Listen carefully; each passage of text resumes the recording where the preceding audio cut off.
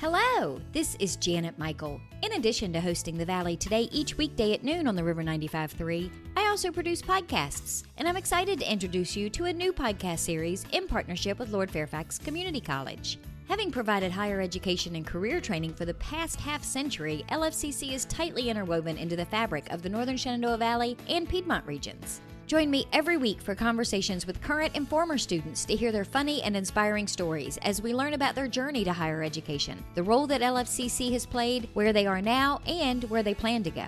We'll also talk to current and former professors about their experiences and best memories of LFCC over the past 50 years. Get every single episode as they're released on our website at theriver953.com under the podcast tab, or you can subscribe for free in Apple Podcast, Google Podcast, on Spotify, Amazon Music, wherever you listen to podcasts. Just search for LFCC Stories.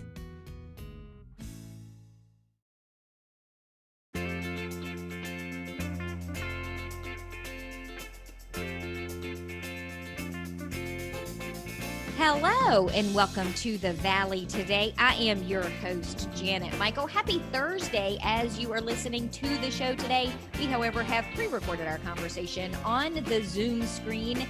It is the Valley Health Community Health Partnership Day, as it is every third Thursday of the month. And we are having a conversation today with a return guest. Dr. Shalini Reddy is on the Zoom screen with me. She is a thoracic surgeon and the medical director of thoracic surgery for Valley Health's Winchester Medical Center. Also on the Zoom screen with us is Kristen Zemet. She is a lung cancer double survivor. So we're going to hear her story during today's show as well. But ladies, thank you both for taking some time out of your day to meet me on the Zoom screen. Thank you. Thank you for having us. So we're about a week ahead of the game, Dr. Reddy, in that November is Lung Cancer Awareness Month, and we're still technically in October, but you've got some things that are going on in November that you want to make sure people know about and can plan for. Correct. So as November being a Lung Cancer Awareness Month, and as you know, Janet, from before, how important it is to have a very big awareness about lung cancer. What can the community do? What can we do for prevention, cure, and also to maintain and sustain after going through all the treatments? So it's a very, very important month for me. Especially, I'm very passionate about lung cancer care. This year, November marks my fifth year actually, being in Winchester. And we have started doing some activities in that month to bring more awareness to the community. And one of the activities we have done for the last 3 years is to gather all my survivors, their family members, and can kind of have like either a luncheon or an evening event, talk about it, give them the support. We usually have some good food around there. So unfortunately, because of it being COVID and social distancing and all of that, we couldn't do it in our cancer center, but we can do it around the cancer center. So this year we are doing a walkathon around the pond. We have a beautiful pond right behind our cancer center. There is a nice sitting out area. People do come and walk around the pond. It's very pretty, very beautiful. And we are kind of dedicating any kind of funds which come into it to help our patients who cannot afford either the treatments or the rides or any of those things, and also to celebrate our survivors like Kristen, who has done very well after the treatments and still follows up with me for surveillance of the lung cancer. So that is a dedication to all my patients who have done very well and who haven't done, unfortunately, well. So the event actually kind of runs from the morning till like afternoon, but the actual walkathon is between, I think, 11 to 1. There are flyers all over the place, and you should be able to find it, and I'm sure Janet is going to say the exact time and everything. I'm here since in the morning, 8 o'clock, doing actually the screening event also. Talk to me about the screening event, because that's the first step and one of the most important steps to making sure that you're healthy overall. What exactly is the screening event going to be about? So the screening event is, so as we talked before, We have been doing lung cancer screening scans. It is a CT scan with a low exposure to radiation. It's called as a low dose screening CTs, which we do for all the patients who are between the age of 55 and 75, who have smoked for more than 30 years, or who have quit but haven't quit more than 15 years. And the key important thing is these patients should not have any symptoms, because if we could find the lung cancer earlier in the early stage, like the first stage, second stage, it's much easier, and the prognosis is also much better when we treat them appropriately. So for that reason, to find them early, we have been doing screening scans in Winchester Medical Center since 2015. And yearly, we almost do about 1,000 screenings. And this event, that day morning, on a Saturday morning, we are offering it to the patients for a very low cost. Offer goes to anybody who is uninsured. One of our nurses actually calls patients and takes their history and everything, schedules them to have a scan done, and the radiologist reads it.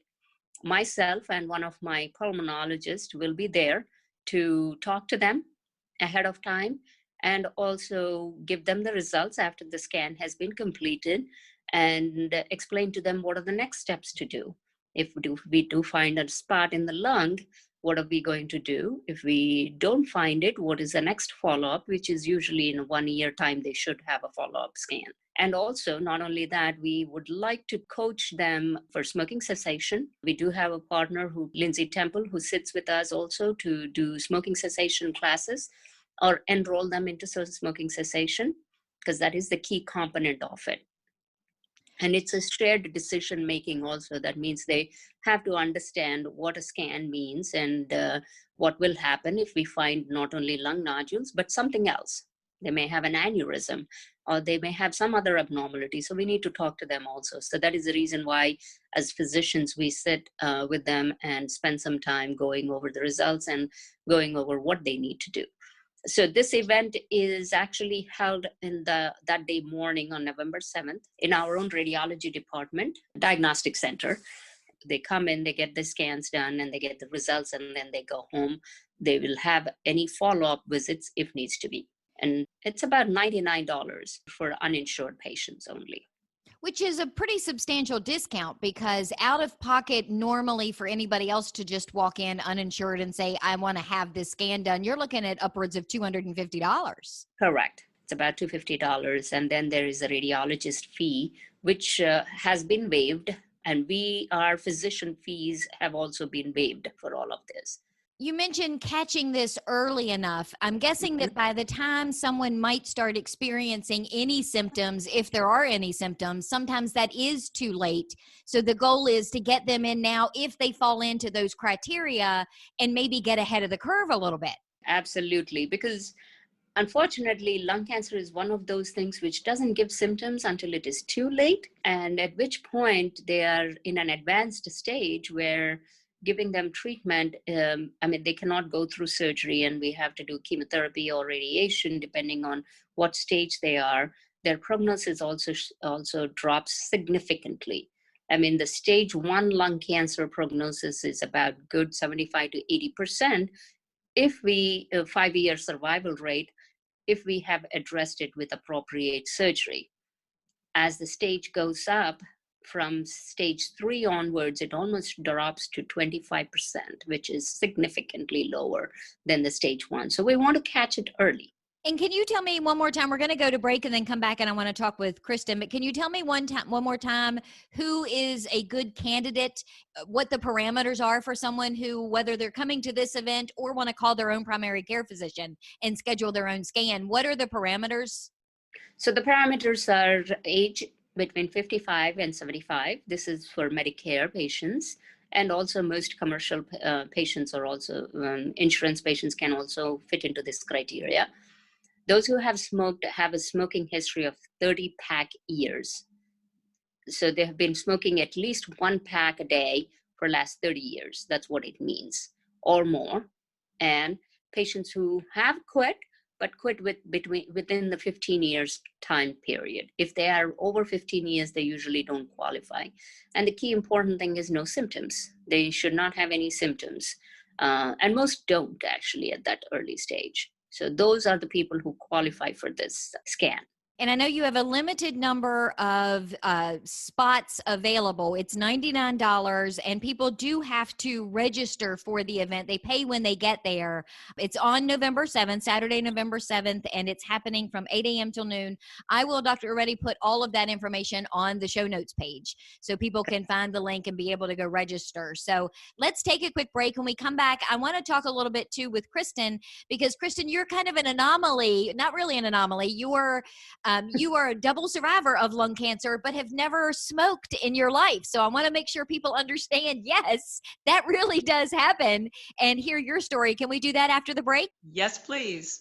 We are going to be back in just a couple of minutes. This is part of our Community Health Partnership Day in partnership with Valley Health. We are on the Zoom screen with Dr. Shalini Reddy. She is a thoracic surgeon and the medical director of thoracic surgery for Valley Health's Winchester Medical Center. Kristen Zimmett is also on the Zoom screen with us. She is a lung cancer double survivor, and we're going to talk more with her when we come back in just a couple of minutes. Do you know anyone who is struggling with financial hardships because of coronavirus? Our new webinar called Coping with the Money Crunch can help. We'll talk about immediate options to consider, revising or creating a spending plan, and lots of community resources. Then we'll cover how to narrow your priorities, contact creditors, and avoid scams and risky loans. The webinar is free, and you can either join by phone or through Zoom on a smartphone, tablet, or computer. You can find out more by visiting the Northern Shenandoah Valley Financial Education Program on Facebook or calling Karen Poff at 540-635-4549. Let me show you how to make your own plan or help someone you care about get through the crisis. Call 635-4549 or visit at NSV Financial Education on Facebook today.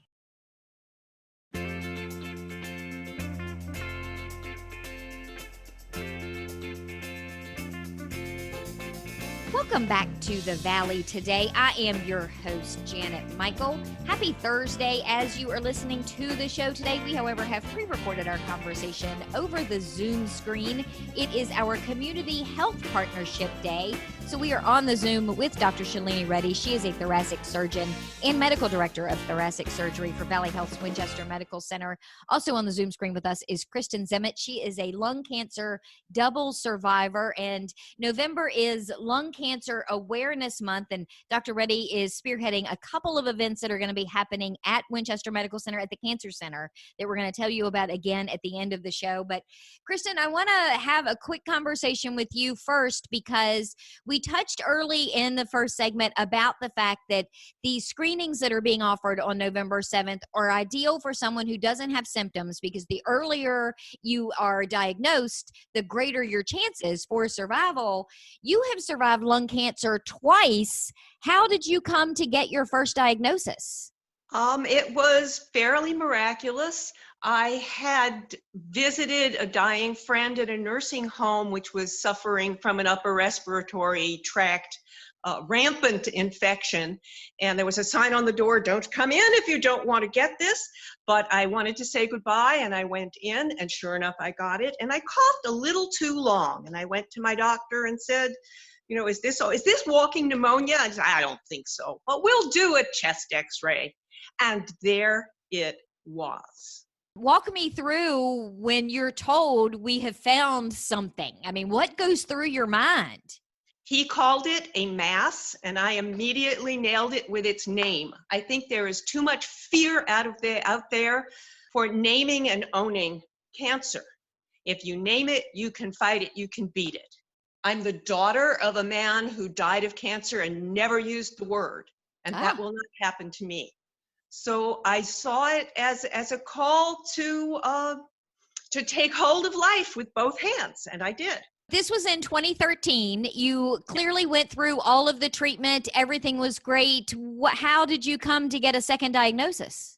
Well, I had a piece of my right lung, the lowest third of my right lung, removed in 2013, and they followed up with me. And the story is, if you make it through 5 years, you've pretty well done it. And on my 5th year anniversary, I went in for my screening, proudly and excitedly, and there it was, in the other lung. Wow. So it was because of the diligence of Dr. Reddy in following up that he saved me a second time. And I have lost the part of the upper lobe of my left lung. So I have about 2/3 of my lung capacity right now. Now, I truly do not mean to make light of it, but I have to know, when you were diagnosed the second time, did you give it a second name? Did you pick a new name since it was in a different lung? No, I did not. I was very concerned because I was a full-time caregiver at that point, and actually my husband went into the hospital when I went into the hospital, and my kids came and sorted us out, and my community came through in extraordinary fashion, and so did all the hospital support systems, and we both made it through. Well, and I think it's important to point out, you just mentioned, I mean, you only have 2/3 of your lung capacity. And, granted, I am meeting you for the first time on a Zoom screen, but you seem very vibrant and alive and mobile. This really hasn't slowed you down at all, it doesn't appear. It took a little work. I'm a hiker and I'm a singer, and I was fully determined that this would not change about me, and it has not. You can come back. We're overmade. We have extra resources in our bodies that we don't normally call upon. And I did. And Dr. Reddy, this has got to be great for you, because I would imagine a lot of people probably don't screen early because of the fear that you might find something and that it's always bad news and it's never going to end well. This is the perfect example of how that is not always the case. Right. There is a big fear about screening, I agree. But I think that is where what we need to overcome at this point. And there is a lot of education involved in doing that to the community itself, saying like, okay, if we do find it early, it's much easier to take out. And you know what? A lot of patients do come to me and say like, oh my God, you're going to operate. How is my life going to change? The good thing is, unlike what we used to do before, now we do everything in a different techniques, technology. We talked last time about the robotic surgery. We do everything with the small incisions, and Kristen's surgery has also been done that way. She did remarkably very well. And most of my patients do very well, actually. So the whole process has changed significantly. But a lot of people are unaware of this. And that is another reason why to bring all of this to the community level, to make them understand that even though it looks scary, it is not that scary. You can still lead your life as you were doing before. Kristen, I would imagine a big piece of advice you would probably give to someone is mindset, because it seems like you had created this mindset of you were going to get through it, and you figured out a way to find the positive and to just keep putting one foot in front of the other. Is that the advice that you would give to someone who may be putting off a screening or is in the middle of a diagnosis? I want to say that a screening, even a diagnosis, is a gift. It's an opportunity to heal. And take the gift with both hands, and take the immense skill that is available in our community and value it, and know that cancer is also, as terrible as it can be, it also has a lot of hidden gifts when you embrace your situation. And I learned a tremendous amount from it.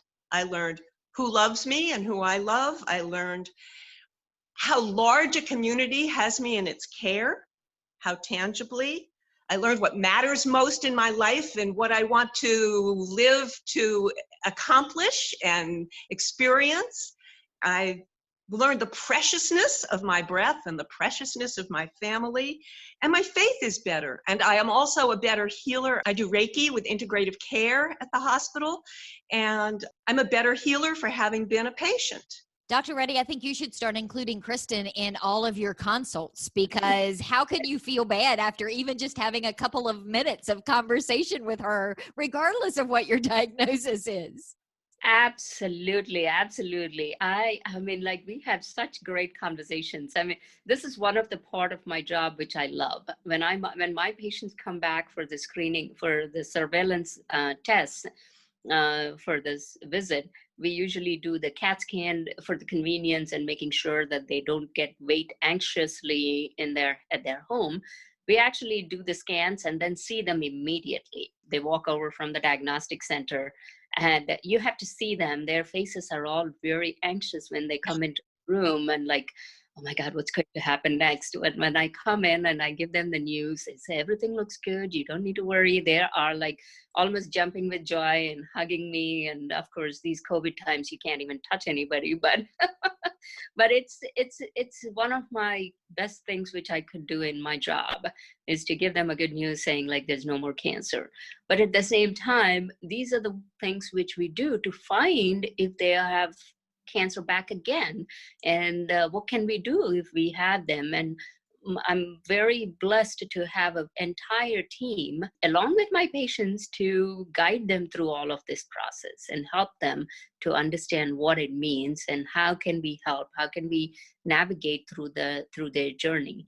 So it's a big process, and people like Kristen are one of them who give me more confidence that yes, we can do and gain over cancer. My motto has always been find it, treat it, and cure it. People like Kristen actually give me much more joy to what I do. They are the ones who are keeping me going. We talked at the top of the show about the walk, because I'm guessing that's going to be the highlight of your day on the 7th. I know you're doing the screenings in the morning, but then there's the opportunity for the walk around the cancer center from 11 until 1, I believe, in the afternoon.